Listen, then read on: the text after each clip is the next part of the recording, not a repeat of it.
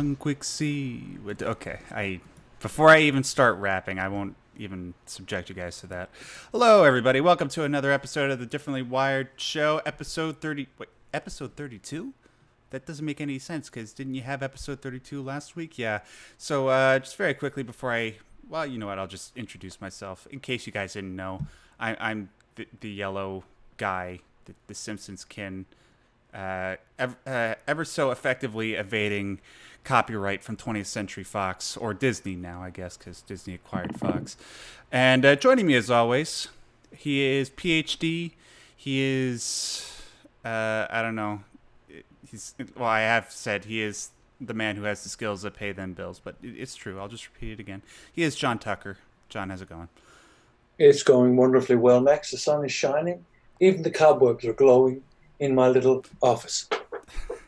You mean your little cupboard under the stairs? That's it. You know me so well. Well, I just like where else would there be cobwebs? I mean, you could, anyways. So he's not secretly Harry Potter, ladies and gentlemen.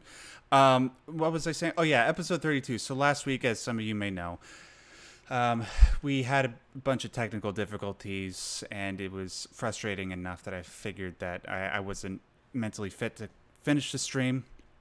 And because you guys are all so wonderful, you guys were so understanding, and we terminated the stream, but everything was fine. People weren't angry. And that's a perfect example of why I love the Differently Wired community so much. I love the people that watch my videos and watch this podcast every week.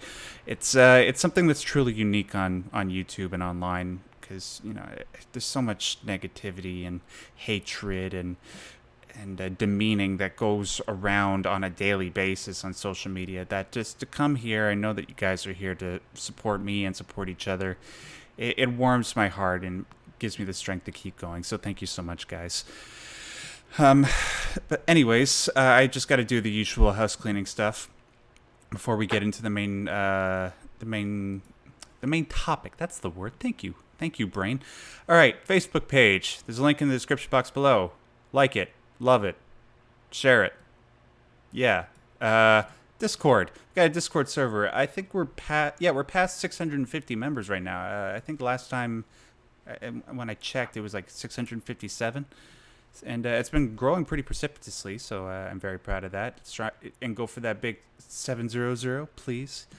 Just if you guys want to sell people on the server, just say, hey, this is a place where a bunch of people that have mental health and autism related issues congregate together. It's been very positive. People have been helping each other out, and trying to entice people to join that way. Also tell them it's free. People like free stuff, even if they don't use it. They'll be a part of the server. And finally, I gotta let you guys know about this one thing that I started last Sunday. So I decided, in order to put out weekly content on YouTube, just to please the YouTube algorithm, I would start this new series called The Silver Lining. And The Silver Lining is basically a video that I'm going to do every Sunday, where I compile a whole bunch of positive stories that happened in the past week into one video. I want to do this because I believe that doing so will help remind me, as well as the rest of you, that humanity isn't all bad. That there's people out there that are willing to help one another and not, just put people's entire worth down to their political views or religious values, how much money they have, whatever. We're all human. We're all here in this crazy thing called life, and we all got to help one another out. And I hope that by doing this series, and if you guys pass it around, that will be making the world a little bit of a better place with each video that comes out. And also, one other thing, I do need stories. So if you guys, I want you guys to sort of make this an instinctual thing for yourself. If you come across a really great story that restores your personal faith in humanity, send it my way, and I'll put it in the video. I will. And by the way, also, if you want to promote your social media, or if you have a YouTube channel yourself, while you send in the story, I'll do that at the bottom of the screen. Just let me know. Make sure you put it in an email or a tweet. I should probably let you know how you guys should send me the stuff. You can send it to me through email, maxdarrett@yahoo.ca, or you can send it to me through Twitter. You can find me at maxdarrett, all one word. Or, you could just put it in the comment section of this video. That'd be great too. All right, with that out of the way, John, what's the big thing going on right now? We see all the families at Bed Bath and Beyond and Home Outfitters and stuff like that with the moms with their teenage kids. What could possibly well, why am I even asking you the question? I have the graphic up on screen. Back to school. Yes, everybody's going back to school. Oh man, guys, I'm so out of it today. Um, yeah, back to school. I don't even know where to begin on this subject. It, well, actually, you know what? I'll just ask you this because this I'd be really interested in to hear your honest answer with this, John. Obviously, uh, you're an ADHD coach, and a lot of kids, teenagers, sometimes adults come to you saying that, "Hey, I need to get organized in regards to school." Um, Mm. I'd like to hear your honest answer. Is there anybody that's ever come to you that genuinely expresses a love for school, for what they do at school? Mm.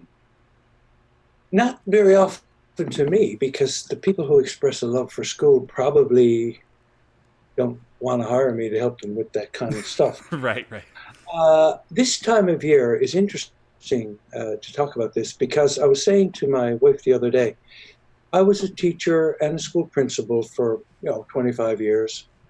I taught at colleges and a little bit at universities, and I've been an educator and been a coach for a long time. When this time of year comes around and the advent of school, it's not that experience as a teacher and an educator that I think about. What I think about is the feeling in the pit of my stomach of how shitty it was to face school when I was a little kid. Mm. That's what that makes me think of. Now, maybe there are people who love to go to school, and I used to want to go, but I could still remember that dreadful feeling. Oh, here we go again. Yeah. Sorry.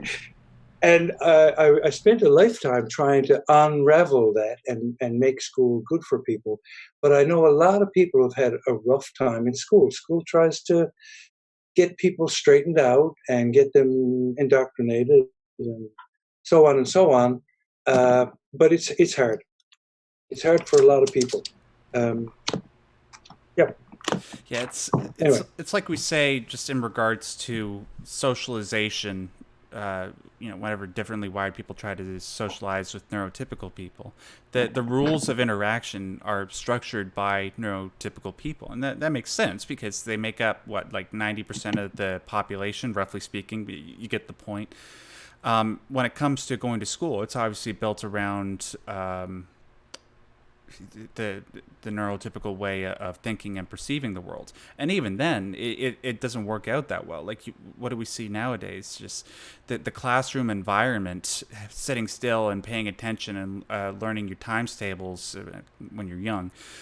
It's something that predominantly women, young girls, tend to function with better, whereas guys are always up and about and causing a disruption, and they want to do stuff with their hands. They want to work with their hands. They want to play sports. They want to learn engineering and stuff like that. And not to say that there aren't girls that want to do that stuff too. Obviously, I'm just speaking in a general sense. But I'd hope you Yeah. understand Well, because of typically, in terms of getting diagnosis for being differently wired, guys get the diagnosis earlier because they're more active and out there climbing up curtains and jumping around and trying to do stuff. And girls are, I don't know, more mature. They, well, some get in lots of trouble for this, but some of them daydream. But anyway, guys get the diagnosis more regularly, more often, and earlier. And therefore, they can sometimes get help earlier. A couple of things come to mind. School can be wonderful if you've got the right people doing the right job with the right motivation, and they got almost enough resources to do it. yes, Health, health and education kind of leapfrog and mirror one another. And before the show started, I mentioned to you about this Purdue company in the news today. The company is going to go bankrupt. What they're being sued for billions of dollars for foisting OxyContin on an innocent world who were not told how addictive and dangerous it was, and were sold on how wonderful it was. Finally, the company, the family that owns the company said, yeah, okay, we're going to settle. Here's $12 billion. That's about all we can afford, and we'll settle with everybody. And so, what's happening with big pharma? Their cracks are showing.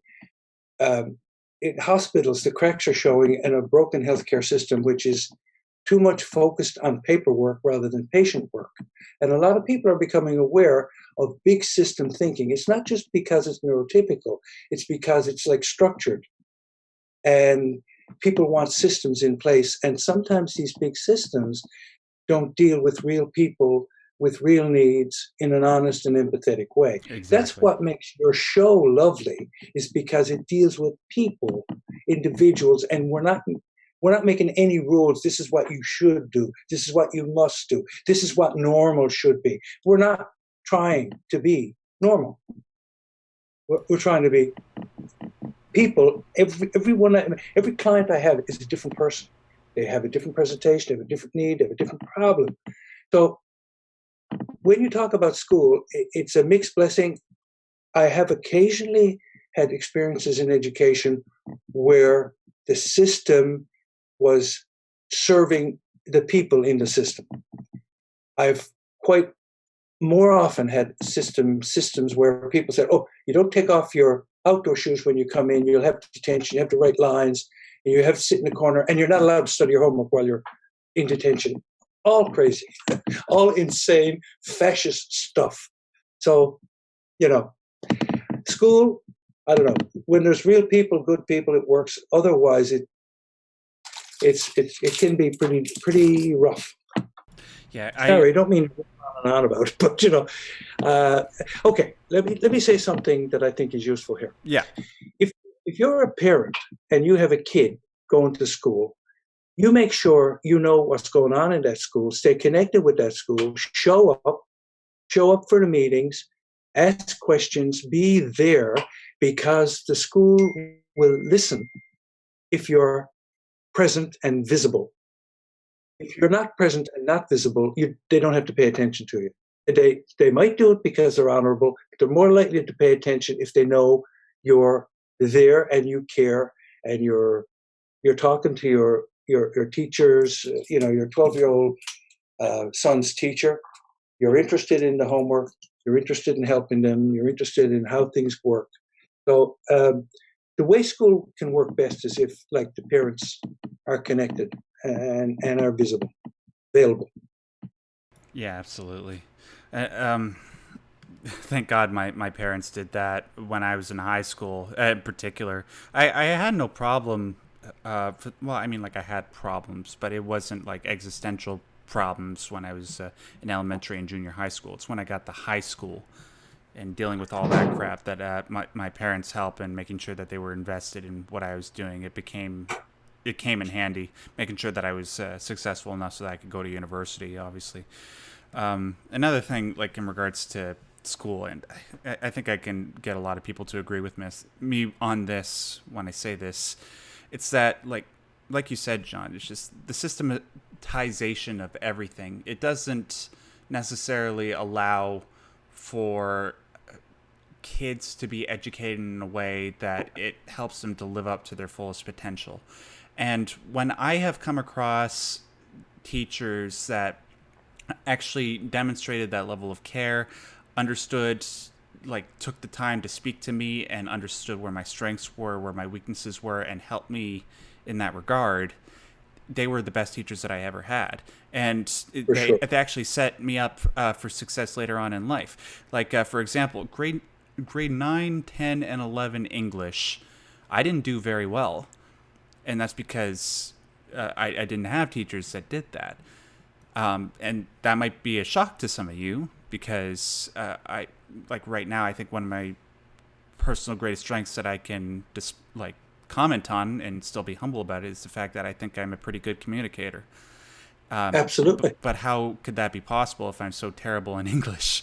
Well, not so terrible. Like, I got like B minus, something like that when I was in grade 9 and grade 11 English. Grade 10, I think I was just barely an A.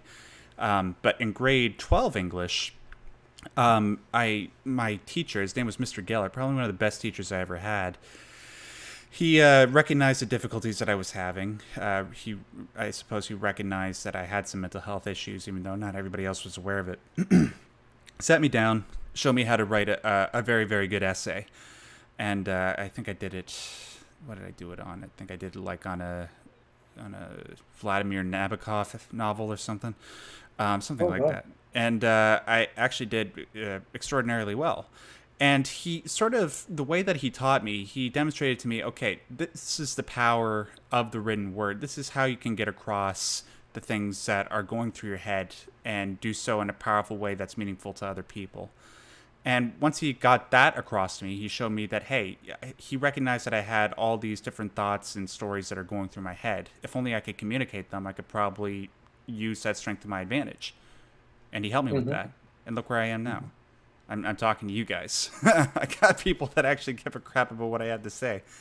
No, I don't think it wasn't a Lolita Nemem. Somebody's asking in I the. saw that. Yeah, it wasn't Lolita. It was another one of his. This, I think it was some like the something defense. It was his book about chess. It was a good book, but yeah, it wasn't Lolita. Um, but yeah, it's teachers like that, people, not even teachers like that, people like that that can get across to you your inherent value, under like sitting down with you and trying to work out what your personal talents are and ways that you can use them, that they, it's of greatest benefit to you. Like, in regards to when I went to university, I obviously had none of that. uh, and most of the stuff that I've learned about, like in regards to psychology or philosophy, it's all stuff that I've taught myself. And, I only came to realize that I could teach myself this stuff and benefit from that from personalities online. I never got that from school or from university. And unfortunately, I think that's the case for a lot of differently wired people, that unless things are perfectly tuned to the way that they perceive the world and to their liking, then they're not going to have the best time. But if they are, they're unstoppable. Yeah, it's that's one of the lovely things about our show is we're talking about strategies to worm our way through to navigate this dangerous territory that we're in. Uh, and using strategies like locating champions, friends, decent people, empathetic people, getting away from toxicity in people and places. Learning how to do that stuff is really important. It's kind of important for everyone, but it's especially important if your back's against the wall socially, relationship wise, or school wise, or work wise.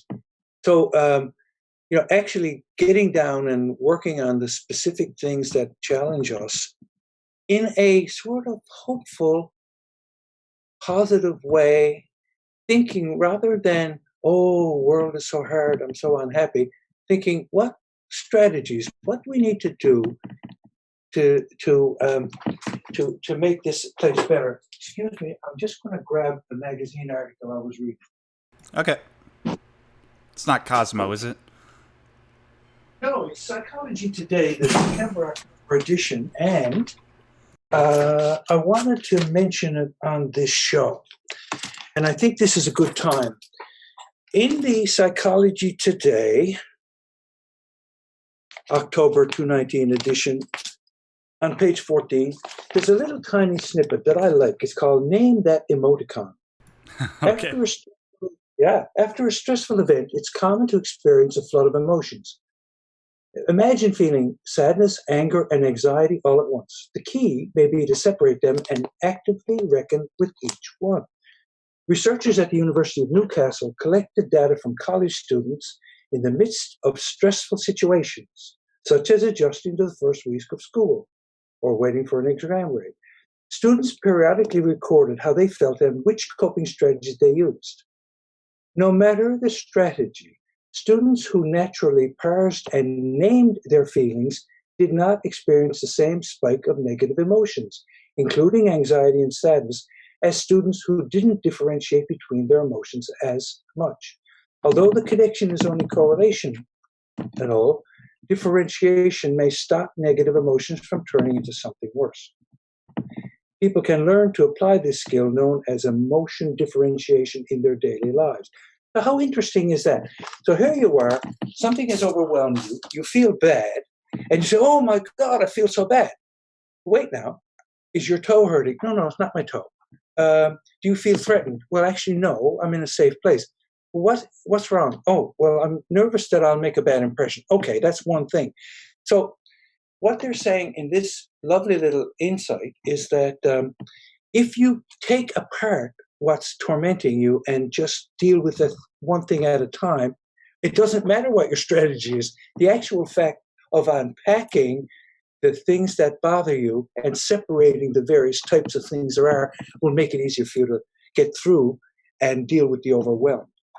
Yeah, that's why I found that even in the past when I just talked to people and not any, there doesn't have to be any constructive solution that comes out of it. Just the fact that I'm able to take the tangled mess that is my brain, it's like a whole bunch of spider webs intermingled together, and Yes, strain them out. That is psychologically healthy, because yes, afterwards I feel immediately better. It's just like, okay, well, suddenly for whatever reason, it doesn't feel like the world is going to fall apart. But like the problems are still there, but they don't affect me as much because I just was able right. to speak about them aloud. So yeah, makes sense. Yeah, so you're actually reducing the power of these things because they're not like, okay, say anxiety, depression, blah blah blah, all these things are ganging up on you and they are a team.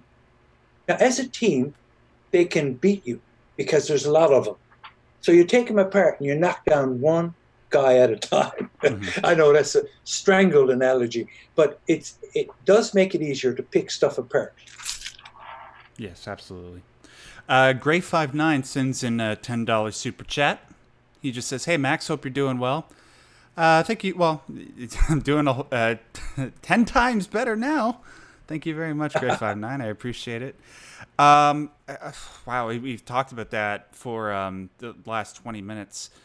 We still have the mailbag and call-in segment to get to. It's just when it comes to school, it's a source of pain for a lot of us. It's a source of pain for John, and he hasn't been in school for what, like 30 A years? million years. A million years. Yeah. It certainly feels that way. I'm only 25, and it feels like a million years since I was in school. But yeah, it's something that it's a very very complicated problem, and like John said, we need to talk about our experiences out loud, get it out into the internet ether, so that people can be aware of how it's affecting us, and maybe we can create a better future for differently wired people when it comes to their education, so that their ingrained natural talents can be best exploited. All right. So, that out of the way, let's move on. Oh, I just want to say hi to all the beautiful people in the chat right there. Got the graphic up on OBS. Hello, Shy Violet. Hello, Jesse. Hello, official not John Walter Williams. Such a great name. Wait, what does Isn't that that say? great? Max is in Ardig Miner Ektwell. What does that mean? I don't even know what language that is, but it sounds cool. Magic Seahorse, Emerald Queen, 64-bit Ninja, Shy Violet, Vidron Nikolik, and Spotswood. Good to see you guys. Thank you so much for taking time out of your Wednesday evening to listen to John and I tell you how to live your lives. All right. Anyway, so on to the next segment of the show, because I don't know why I'm messing around. Like I said, we have a lot of stuff to get to. Mailbag. So every week we like to dip into the mailbag and address questions that people have sent in to us via email. If you guys ever want to send in your questions to our email, it's very, very simple. All you have to do is send it to the email address that you see on screen right now, which is maxstarrett@yahoo.ca. And the question could be about whatever's on your mind. It could be a question related to the topic of the show, or it doesn't have to be. Just it could be something that's concerning you personally, or it could be something that's not concerning you personally. It just be something that you read in the news, and then John and I could talk about it. We'd love to talk about it. It's all important. If it's related to differently wired stuff, we want to hear about it. All right, with that out of the way, first question comes to us from Luke. And Luke writes in a very short, concise question. He says, I'm Luke Hoisington, and I have autism spectrum disorder. I am 23, and I have this strange fear of ordering food in public. I have this odd feeling that the person taking my order or people around me will judge me based on what I'm ordering, and there have been times where I have ordered something different or lied about a food allergy to not look weird. Have you ever had anything like this? Yes, I have. Hold on. Let me think of something off the top of my head where I have done something like this. Um, well, I mean, okay, going back to when I was in high school, I used to lie about being around other people a lot, going to social events. Even I didn't go to any most social events when I was in high school, but I wanted to do that because I didn't want people to think that I'm just like there was something wrong with me, right? I would do that all the time just to get people to keep me in their company. That way, I didn't have to exacerbate the loneliness that I was already feeling. But like I have done other things where I've told people different things. Like I've lied about the most mundane things when I didn't have to lie about it.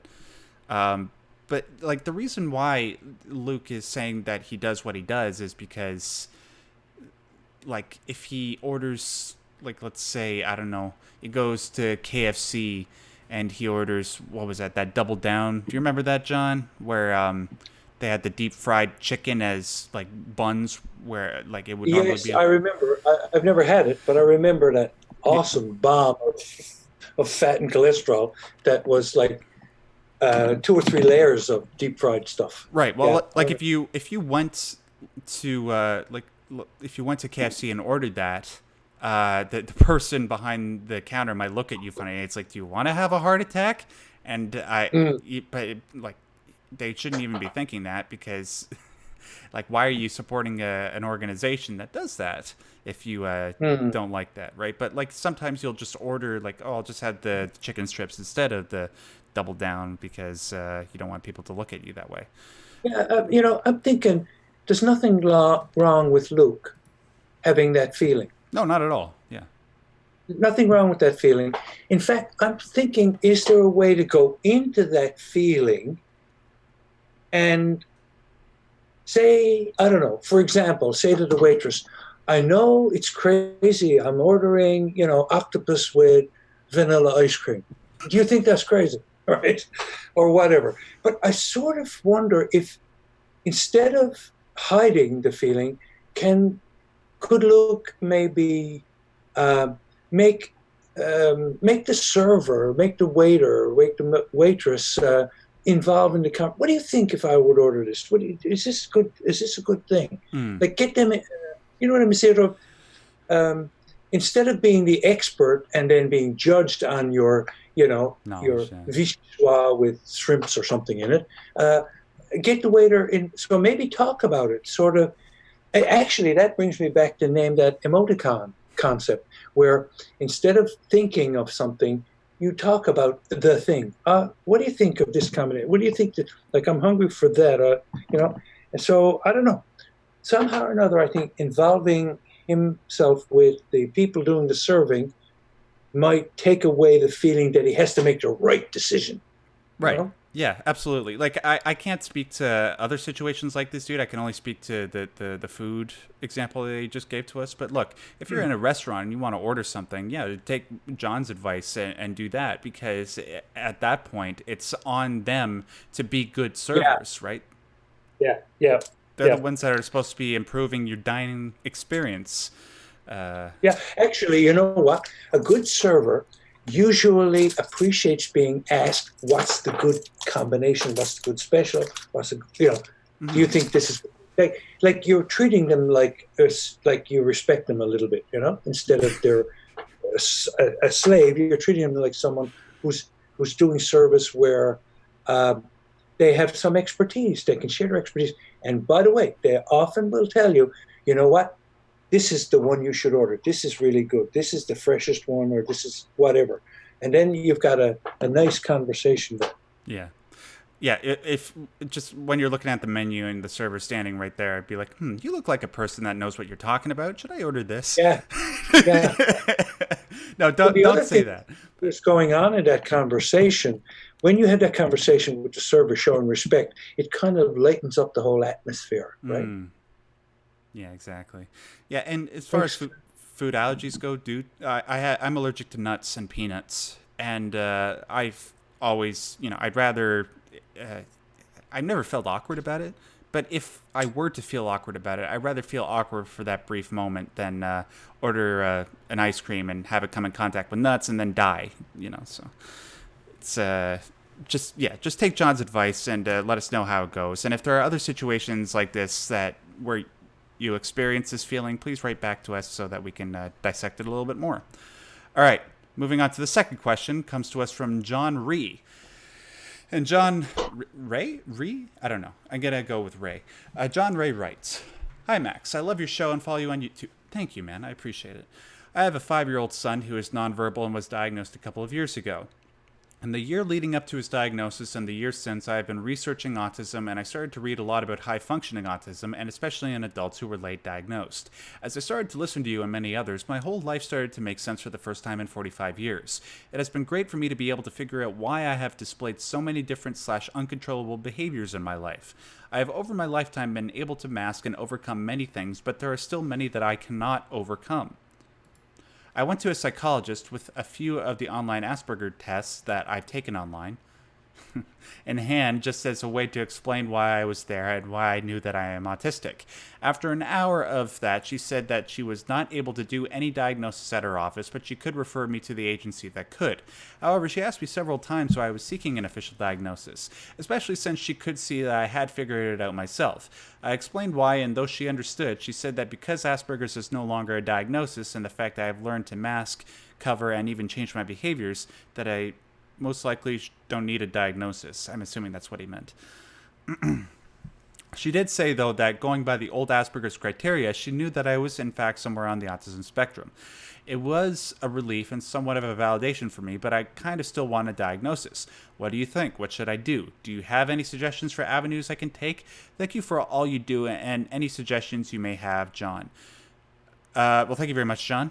So this is a question, a variation of a question that we get a lot from people, and it's kind of disturbing how many, well, not disturbing, but it's just interesting how many adults have written into us saying that I haven't gotten a diagnosis, but should I? Well, I mean, if you are at a point in your life where you're functioning well, you're happy, you have a job, you have a family, you're putting food on the table, you're financially stable, and you're educated, maybe it's not that imperative that you get a diagnosis.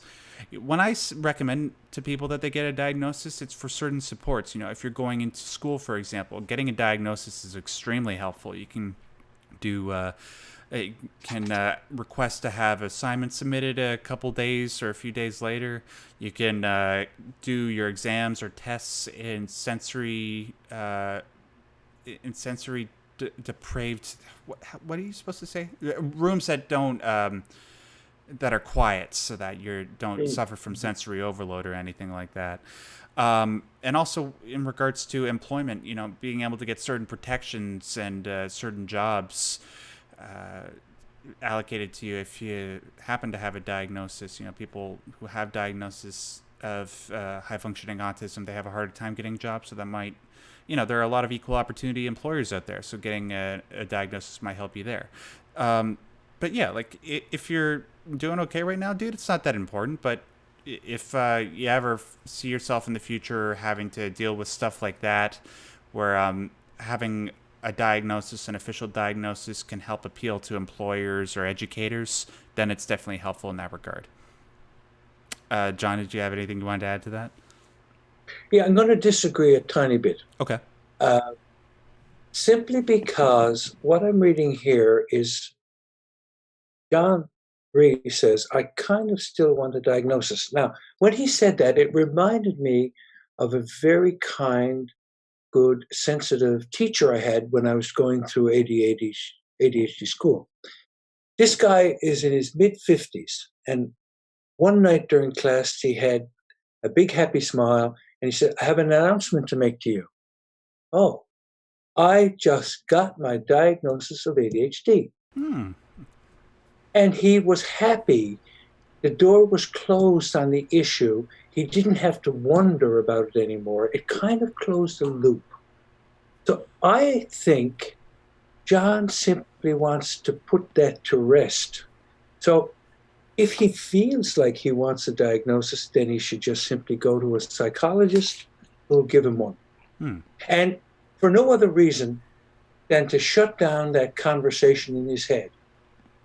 Because the provider he went to agrees he's on ASD and got confused about high functioning ASD as opposed to Asperger's, by the way, did not disappear. It just got renamed. Yeah. Like DSM-5 didn't wipe out the diagnosis of Asperger's. They just lumped it in with ASD, right? So you can still get the diagnosis. And if he would feel more comfortable, more, how should I say, satisfied, then fine. It's like closing the loop. Yeah, yeah, you're right in a certain way there, John. Because after all, like the main reason why we're doing the Differently Wired show is that we want to have our issues validated, and when we have that piece of paper that comes from an authoritative source, that can relieve a lot of mental tension.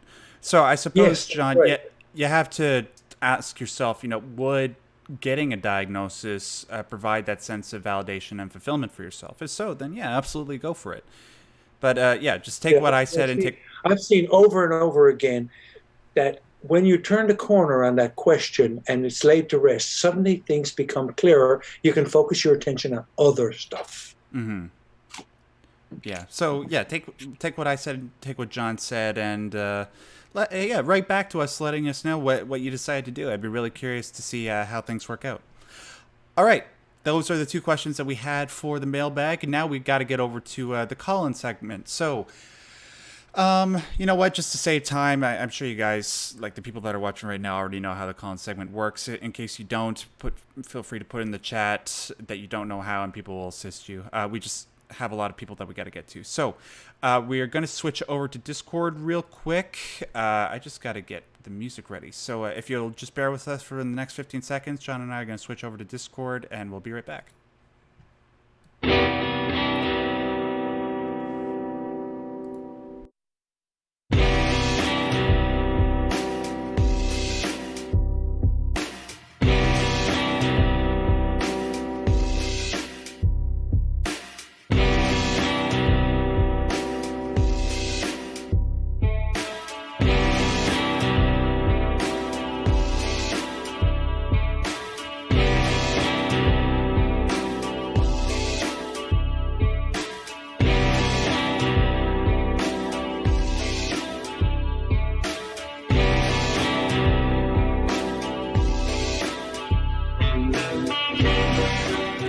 All right, and we're back. See how easy that was?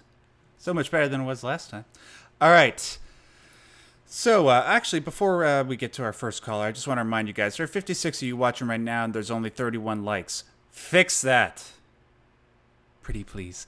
That's it. Got our first I love you all. We got our first caller, and he's actually one of the moderators, one of my favorite moderators from the server. He's done a lot of great work. He is Rickety Split. Finally got you on here, dude. How's it going? Thank you. I'm good. How are you? I'm okay. Been a bit of a hectic day today, but I'm here with all you beautiful people now, so it's okay. Yeah. How are you, John? John, Good. You're muted. No, he isn't. Oh, I muted him. Sorry, I forgot. More technical problems. And now that wasn't a tech. You just wouldn't stop talking last one. No, I'm kidding. All right, so I'm kidding.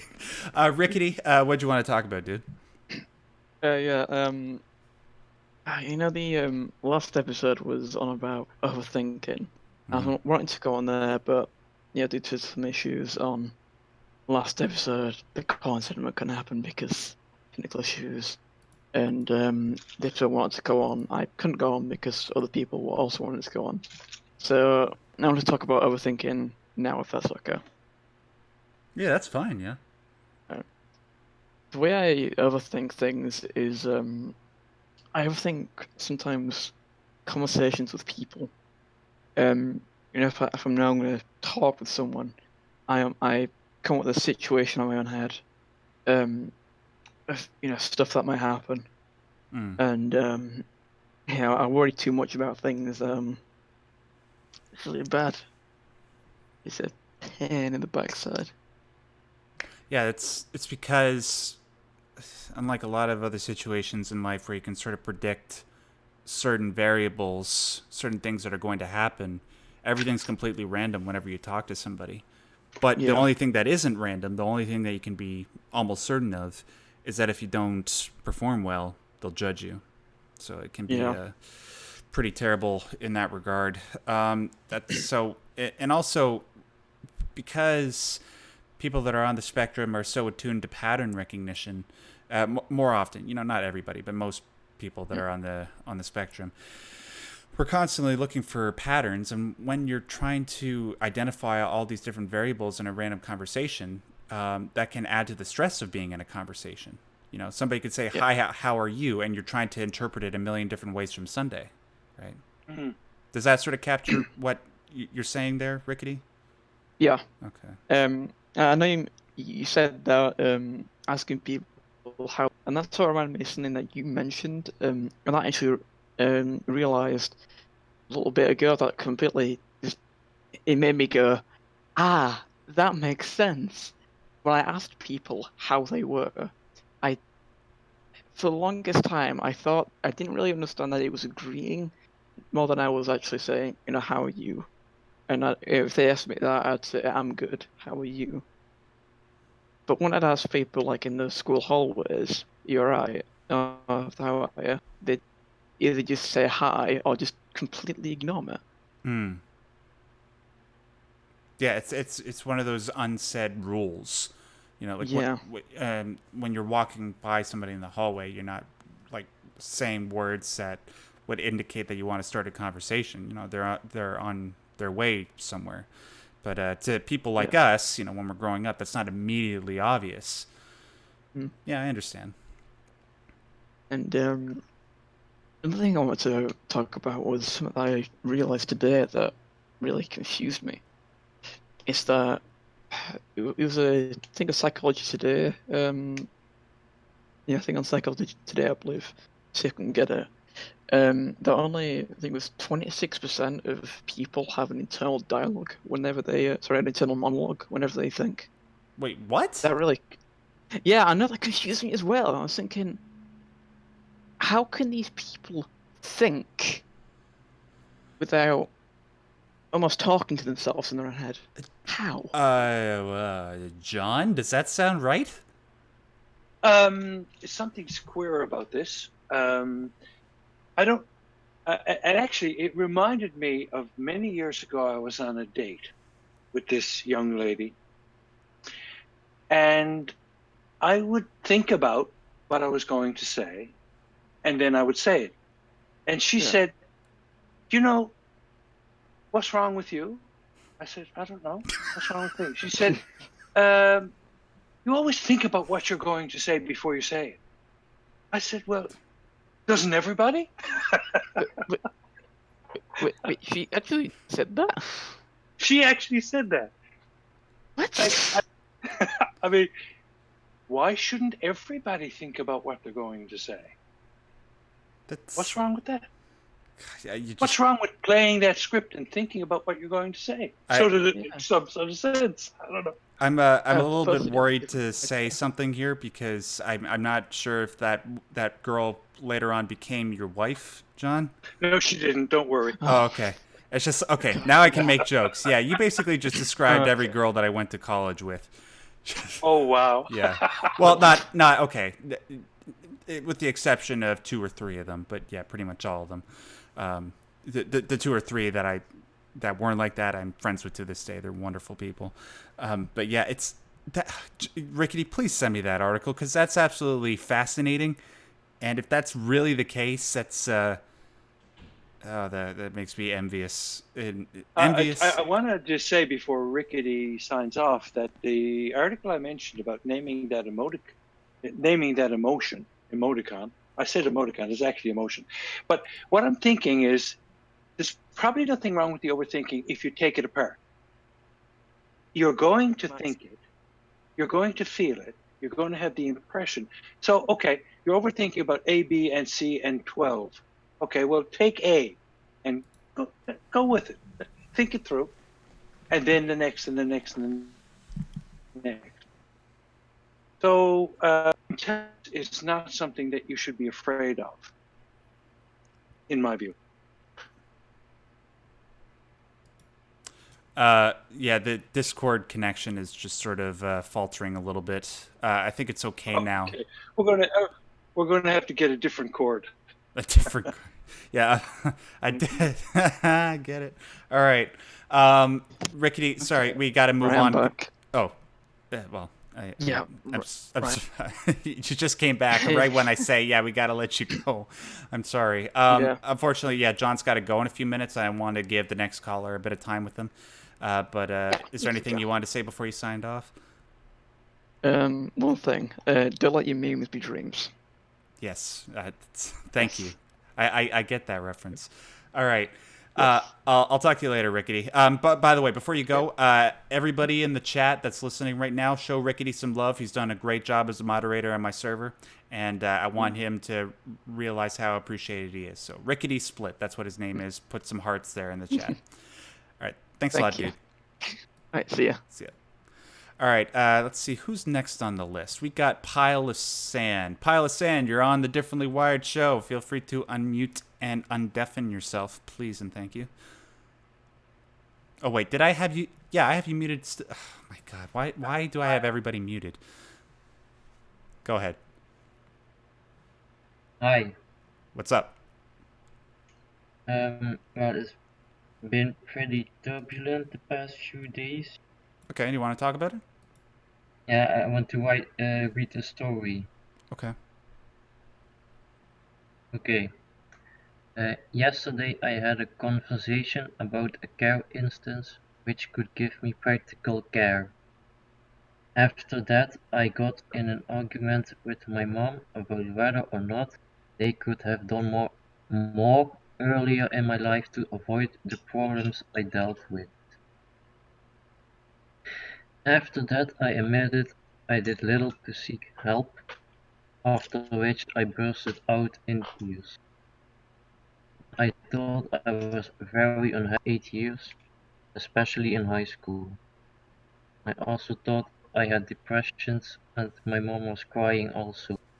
I never said anything about my mental state to my family for all those years, and yesterday it all came out.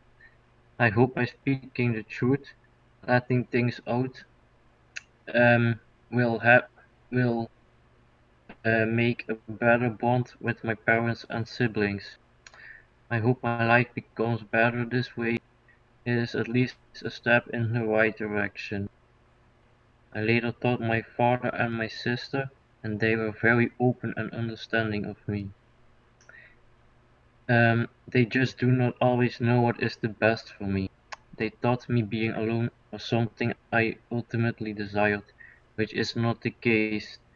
Sure, in some cases I need some time alone, but humans are social creatures. I hope people who are in similar situations have more courage to talk about their problems to their parents, because maybe it does not seem like it they ultimately want the best for you. Yeah. That was it.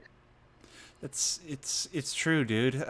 Like I'm sort of in the same boat that you were, where like for several years my parents didn't really offer me the help because they were sort of oblivious to the problems that I had.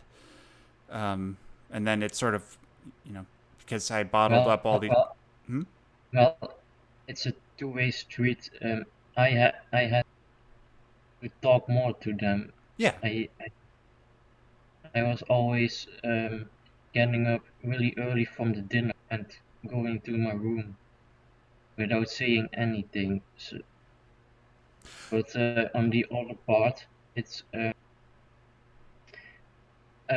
sometimes you need a little kick under your ass to get better. Yeah, It sounds like a wonderful manifesto that's authentic and honest and thorough and heartfelt. What a beautiful story, a beautiful statement that you have made. Yeah, it's like I was just about to say, Pile of Sand. Like you're right. There were times where I thought about my parents and wondered why didn't they do more to help me out. But you're right. It is also it was incumbent on me to sort of tell them what was going on in my head instead of lying to them all the time, right? But now that it has, like, unfortunately, like you said, you are in a turbulent place where maybe when you come out to them about this sort of stuff, blame is cast backwards and forwards. But now that the truth is out in the open, you have a firm foundation to build up from. At least that's what's happened in my life when all this sort of came to a head, and we got frustrated with each other. Things were turbulent there for a while, but now that we're living in truth, now that we know what the problem is, then we know how to address it. So I hope now that things are out in the open for you and your family, things will get a little bit better. Very courageous. Yeah. Very valuable. And I want to thank you for sharing that story, dude. I'm sure that there are a lot of people listening right now that have been through what you've gone through. I know there are a lot of people with hidden problems, and it's really, really difficult to speak up. But you have to do it at some time because it all crops up and. Yeah.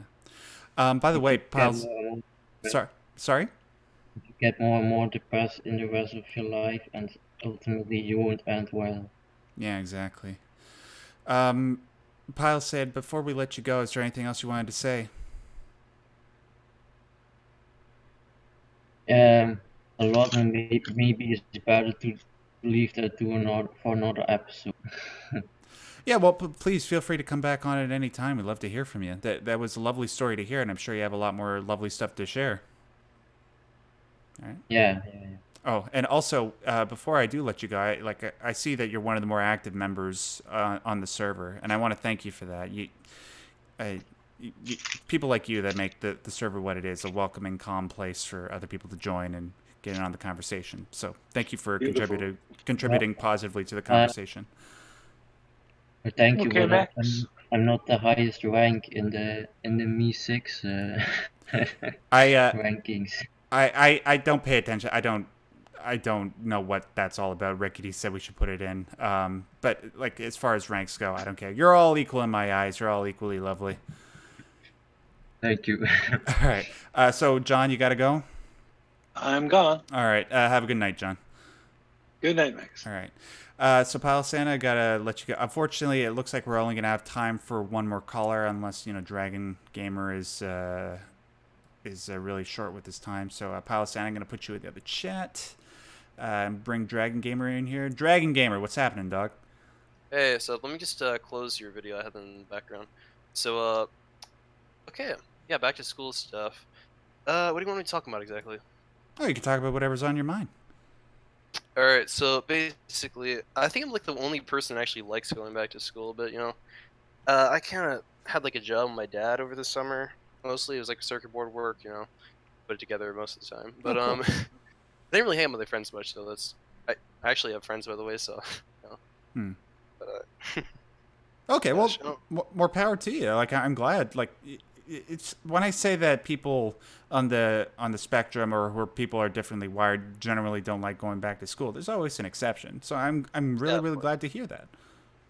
Yeah, I mean, of course, the work is terrible, but that's kind of universal. But nobody likes to work.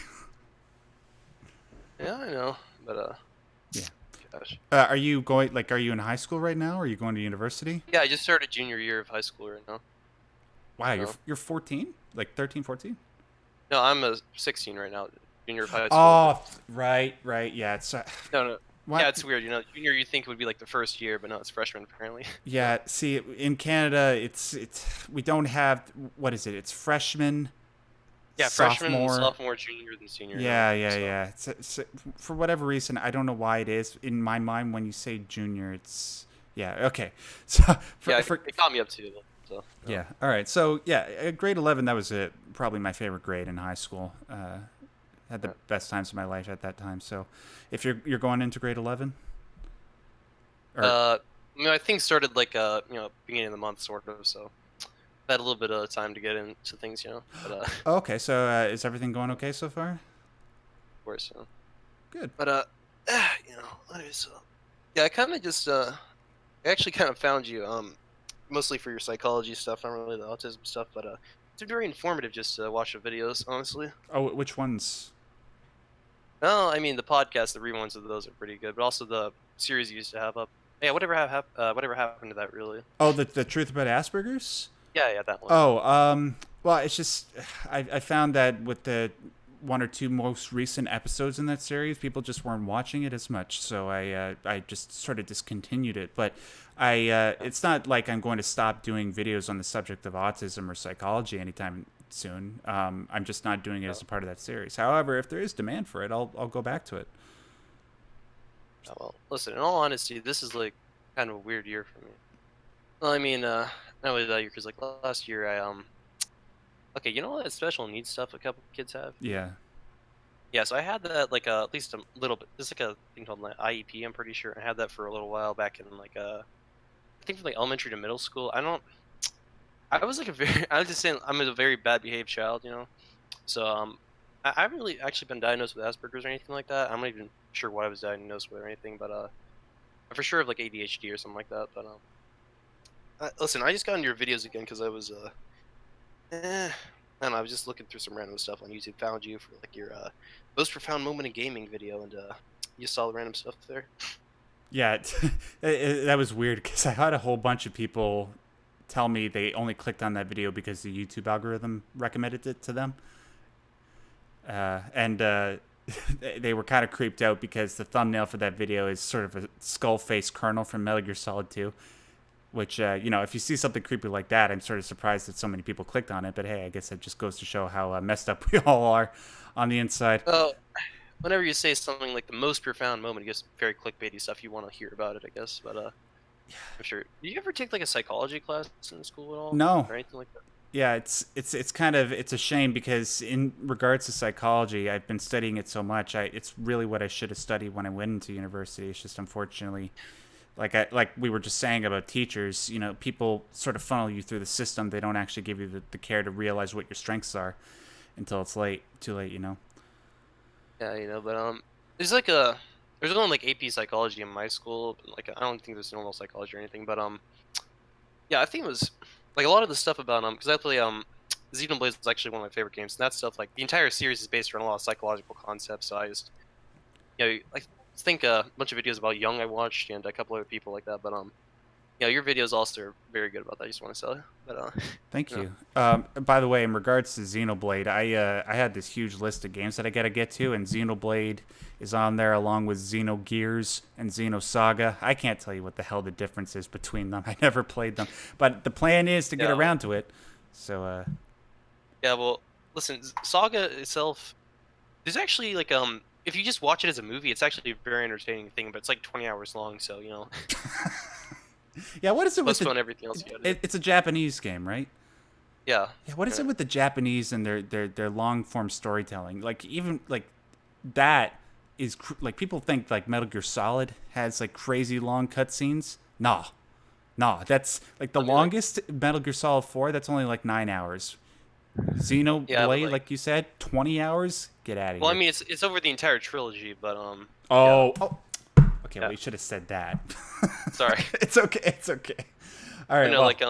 Yeah, but like the Blade games are like around I think like X was like only 5 hours, but I'm just saying it's like it would probably be fun just and the gameplay too. That's also great. But is there anything else you want to talk about or anything or? I'm kind of surprised that like in school you're learning like the American education system allows you to learn about Jung and Freud and stuff like that. Is that? I mean, I didn't actually take the classes for it, but I've heard people actually know about Jung and stuff from that. Oh, that's really nice to hear because.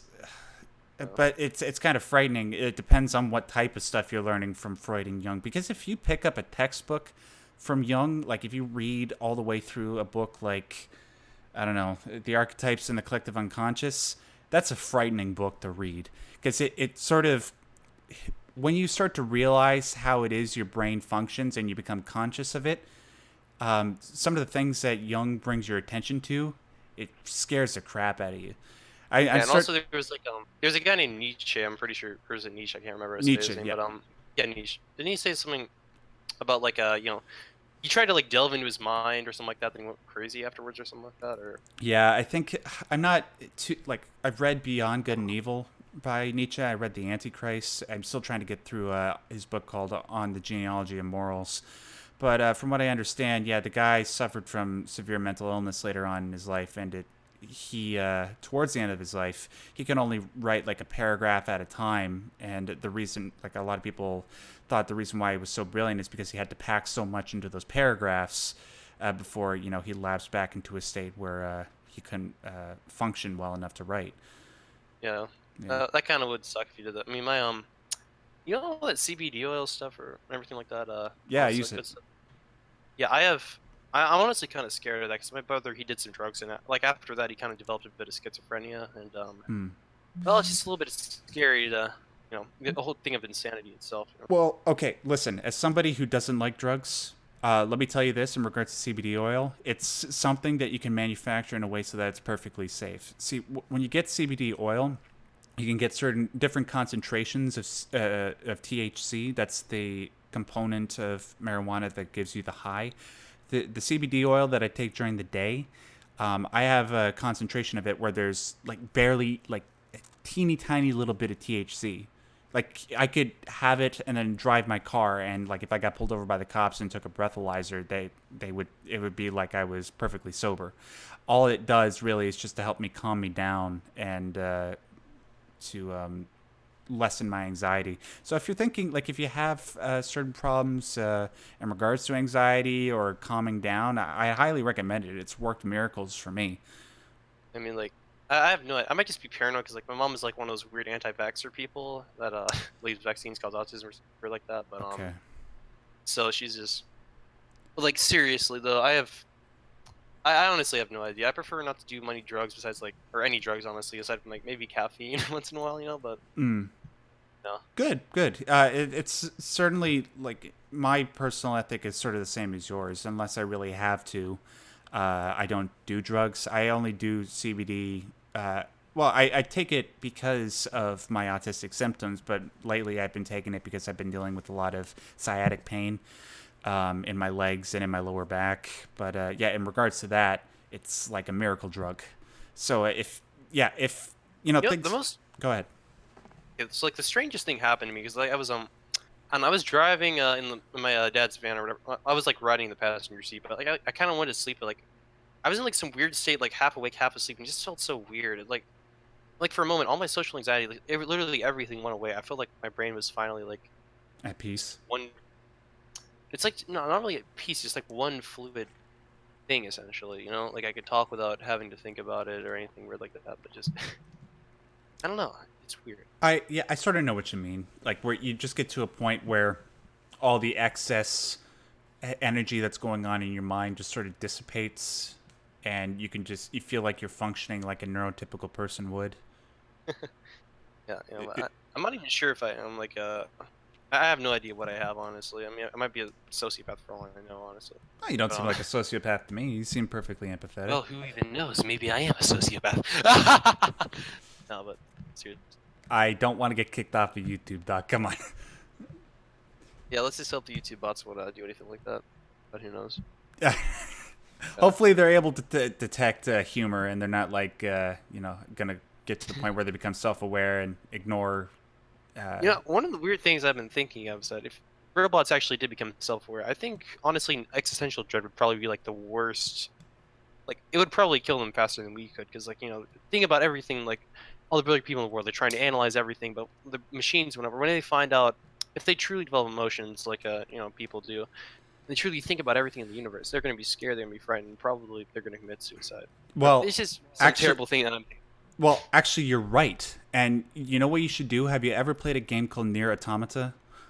No, but I've heard it's a waifu game or something where you play as like a sex doll. No. The thing is, people are so vain, and people are just so driven by their libido. They can't see that game as Listen, Xenoblade's like exactly the same way. Like cleavage on the people is just like Yeah. It's anime stuff. So, No, seriously, But- Nier Automata is probably the most profound game that I've ever played. And what you just said there about essentially self-aware AI thinking themselves to death, that's a key component of the Nier Automata plot. And it's fascinating. Huh. I highly recommend you check it out. It's a great game You know, I alone. think I smell a sequel to the most profound video in gaming. Sorry? I think I'm smelling a sequel for your most profound series. Well, I actually already. Well, no, I did a video on Nier Automata, so if you want to go watch that, Okay. yeah. But I actually already did a sequel to the most profound. Yeah, I know thing. you did. I'm not like a third installment or whatever, but yeah, okay, I get what you're saying now. Yeah. So, just you can go to another person if you want to. I'm fine right now. Well, no, actually, like the reason why I'm sort of just extending this a little bit is just because you're the last person that I was going to talk to, because I don't want to start another conversation and prolong it any further. What I was just, oh, hey, Captain Carbine in the chat. I was just going to say before I conclude the show, was there anything else that you wanted to say?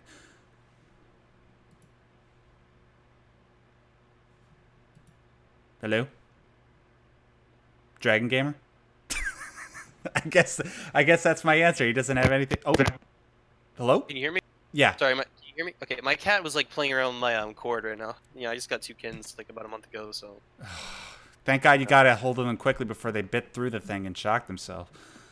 Yeah, that's I'm just letting him like nibble my hand right now or something. Aw. So. All right. Yeah. So yeah, is there anything else you wanted to say before I let you go? Listen, I'm just saying, like, I honestly, like, there's this one kid at my school, like, he's like way worse off than I am, like, way. He can still talk and everything, but he's just like, I don't know. For some reason, I just really make him angry for whatever reason. I think it's because I like used to like Bakugan or something weird like that. I don't even remember, but You used to what? Sorry. I think it was because I don't know. I brought like a Beyblade to school once, or it was something really weird like that. But I just think, whatever. I just think luck that I'm not like that or anything weird like that. That I'm actually like decently normal. But whatever. Just know that for all you there, I'll watch. Just know there's always someone. So hopefully that message is good. Yeah, there's always somebody. Yeah, absolutely. All right. Thank you so much for coming on, Dragon Gamer. Hopefully you'll come on again sometime in the future. Yeah, I probably will. It's kind of fun to talk about this stuff. Cool. And let me know if you happen to get into Nier Automata. I'd love to hear what you think about their take on AI. All right. I'll talk to you later, dude. Just moving you into the waiting room. All right. Thank you so much for everybody that tuned into the Differently Wired show live. Just let me see how many people. Why can't? Did I delete the stream? Oh, here we go. I had it in a different browser. I just wanted to say. See how many people were watching. 54 people are watching and 50 likes. Good. If there are people here that have joined and haven't liked the stream yet, please do. Doing so just tells the YouTube algorithm that this content is worth watching. And not just this content, but all the other content on my channel is worth watching.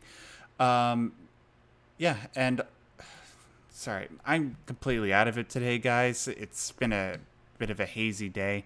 Like I said, in regards to taking CBD oil, the pain with the sciatic nerve and in my lower back, it's sort of not making me feel as lucid as I usually do.